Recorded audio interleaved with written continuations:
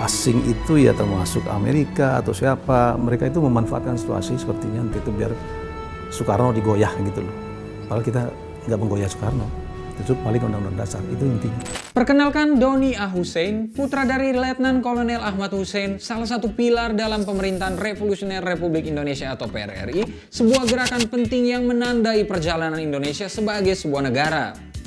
Kisah PRRI menjadi salah satu sejarah kelam Republik ini karena dianggap sebagai salah satu pemberontakan, demikian cap yang diberikan oleh pemerintahan Soekarno kala itu saat Indonesia masih seumur jagung merasakan kemerdekaannya.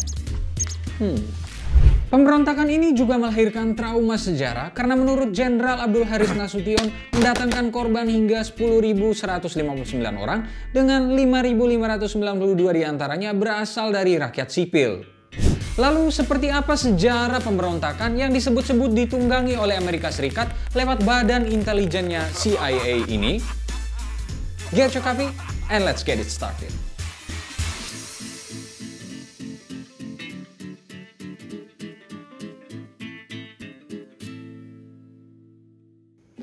Sejarah PRRI punya pertautan dengan kondisi dan kebijakan pemerintah Indonesia pasca merdeka, terutama terhadap para tentara dan kelompok militer kala itu.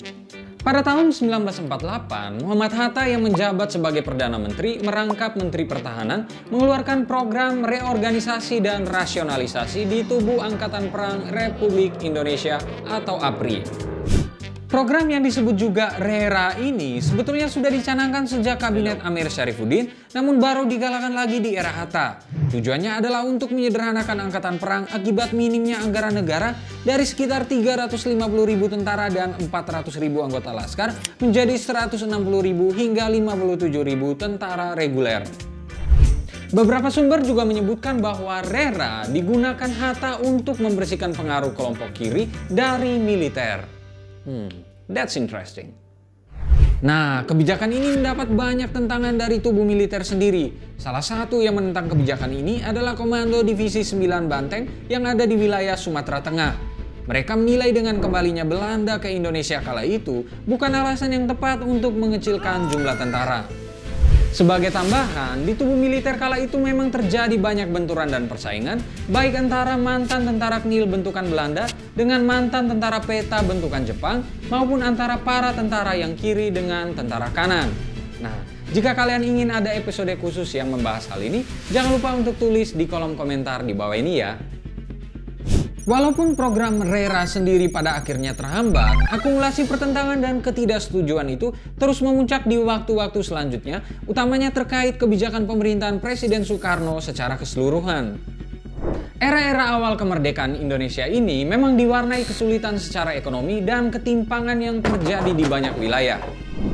Di wilayah Sumatera Tengah yang meliputi Sumatera Barat, Jambi, Riau, dan Kepulauan Riau misalnya, masyarakat merasa wilayahnya menyumbangkan pemasukan yang besar untuk kas negara dari perkebunan dan minyak. Namun, pemasukan itu tak dirasakan untuk pembangunan di sana. Konteksnya juga diperparah oleh kebijakan politik Soekarno yang makin dekat dengan kelompok-kelompok kiri komunis.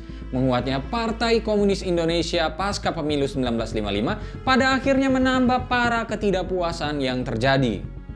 Akhirnya, pada 20 Desember 1956, berdirilah Dewan Banteng dari para pemimpin Komando Divisi 9 Banteng yang diprakarsai oleh Kolonel Ismail Lengah dengan Ketua Letnan Kolonel Ahmad Hussein. Letkol Hussein merebut kekuasaan pemerintahan daerah dari Gubernur Ruslan Mulyoharjo karena dianggap tidak berhasil menjalankan pembangunan daerah.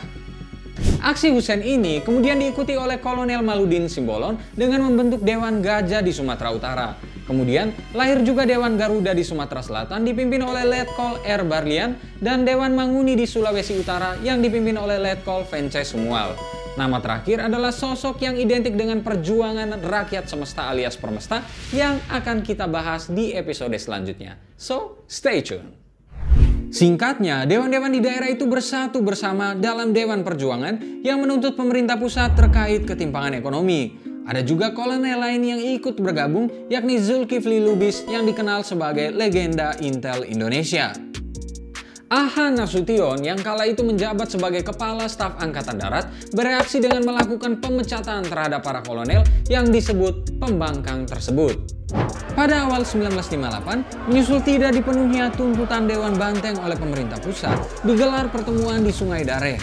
Kala itu, kemarahan untuk memisahkan diri dari Indonesia sempat muncul, sekalipun bisa diredam oleh Syafruddin Prawira Negara, Muhammad Nasir, dan Burhanuddin Harahap, tokoh-tokoh nasional yang hadir kala itu. Natsir kala itu menyingkir ke Sumatera untuk menghindari intimidasi dari para pendukung Soekarno, menyusul kritik keras para tokoh masyumi pada model kepemimpinan demokrasi terpimpin yang dijalankan oleh Soekarno. Kemudian, pada 10 Februari 1958, para tokoh Dewan Banteng mengeluarkan 3 ultimatum kepada pemerintah pusat yang isinya meminta pembubaran Kabinet Juanda, pembentukan kabinet yang bebas PKI, dan pengembalian posisi Soekarno sebagai presiden konstitusional yang tak terlibat pemerintahan. Namun, ultimatum tersebut ditolak oleh pemerintah pusat. Akhirnya, pada 15 Februari 1958, Ahmad Hussein membentuk kabinet tandingan yang dinamakan Pemerintahan Revolusioner Republik Indonesia atau PRRI. Mereka menolak tunduk pada pemerintah pusat dan mengangkat orang ini, Syafruddin Prawira Negara, sebagai Perdana Menteri. Kala itu juga dibentuk kabinet pemerintahan tandingan terhadap pemerintah pusat. Beberapa nama yang menarik di dalamnya adalah Sumitro Joyo Hadikusumo yang merupakan ayah dari Prabowo Subianto sebagai Menteri Perhubungan dan Pelayaran. Sumitro juga dikenal sebagai bagian dari Partai Sosialis Indonesia atau PSI. Selain itu, ada juga Saladin Sarumpait yang merupakan ayah dari aktivis Ratna Sarumpait sebagai Menteri Pertanian dan Perburuan. Akhirnya, Soekarno yang baru pulang dari lawatannya ke Eropa memerintahkan untuk menangkap para anggota PRRI tersebut karena dianggap menentang legitimasi kekuasaan di pusat. Akhirnya, pada April 1958 dibentuklah Satuan Tempur Operasi 17 Agustus dari Kesatuan di APRI dipimpin oleh Kolonel Ahmad Yani yang baru pulang dari pendidikan staf komando di Amerika Serikat. Kekuatan fisik PRRI di Sumatera dengan gampang ditumpas oleh Yani dan pasukannya hanya dalam waktu relatif singkat yang hampir tanpa mendapat perlawanan.